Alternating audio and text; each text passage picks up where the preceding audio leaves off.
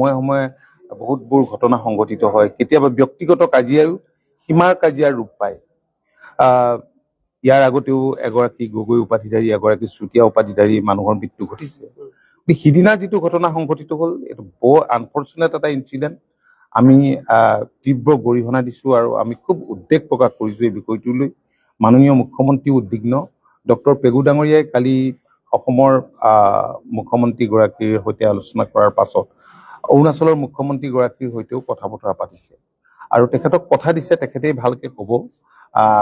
গতিকে আজি যি আলোচনা হ'ল, আলোচনাত সকলোৱে এটা কথা বিচাৰিছে যে যিবিলাক ঘটনাৰ লগত জড়িত হ'ল তেওঁলোকক ইমিডিয়েটলি প্ৰচলিত আইনৰ আধাৰত তেওঁলোকক যাৱতীয় ব্যৱস্থা গ্ৰহণ কৰিব লাগে।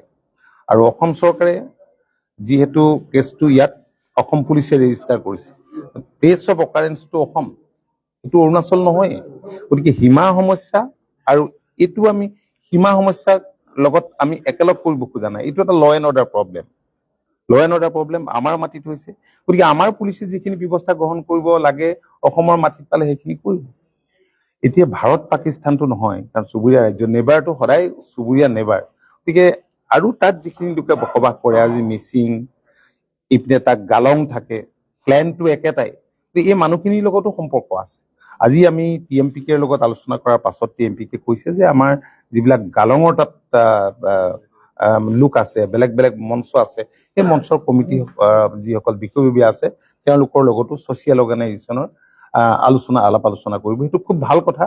আমি চুবুৰীয়া ৰাজ্যসমূহৰ লগত আলাপ আলোচনাৰ মাজেৰে সমাধান কৰিব লাগিব এই বিষয়টো। আমাৰ নিজৰ সমস্যা আৰু কংগ্ৰেছে সৃষ্টি কৰা সমস্যা।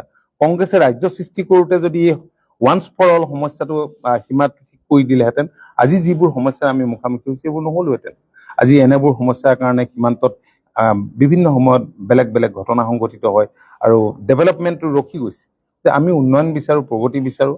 গতিকে মাননীয় মুখ্যমন্ত্ৰীৰ নেতৃত্বতে অহা দিনবিলাকত আমি চুবুৰীয়া ৰাজ্যসমূহৰ লগত থকা সীমা সমস্যা সমাধান কৰিম। অৰুণাচলৰ ক্ষেত্ৰতো একেই হ'ব। মাননীয় গৃহমন্ত্ৰীও এই বিষয়টোক লৈ উদ্বিগ্ন, কাৰণ গৃহমন্ত্ৰীৰ উপস্থিতিতেই MOU চাইন হৈছে, দুয়োখন ৰাজ্যৰ মুখ্যমন্ত্ৰীৰ উপস্থিতিত MOU চাইন হৈছে।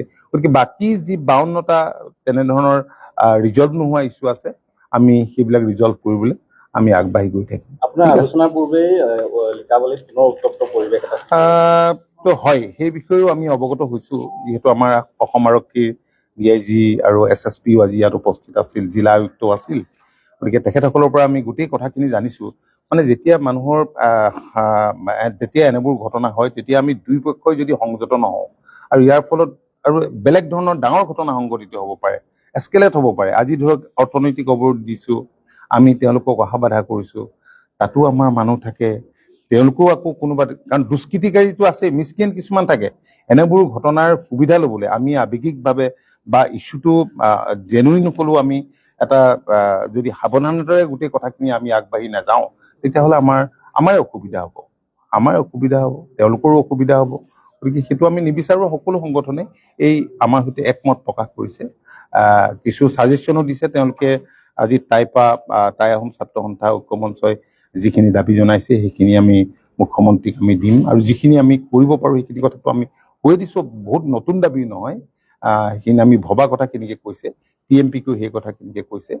আজি এই আলোচনাত যথেষ্টখিনি মই ভাবোঁ যে অলপ পজিটিভ চিন্তাৰ চৰ্চা মানুহৰ মনত দেখিছোঁ। ইয়াত স্থানীয় বিধায়ক CC বৰগাঁও সমষ্টিৰ জীৱন গগৈ আছিল, আৰু মিচিং অট'নমাছ কাউন্সিলৰ CEM পৰমানন্দ চাৰিঙীয়া ডাঙৰীয়াও আছিল, চেয়াৰমেন গৰাকীও আছিল অট'নমাছ কাউন্সিলৰ। ঠিক আছে।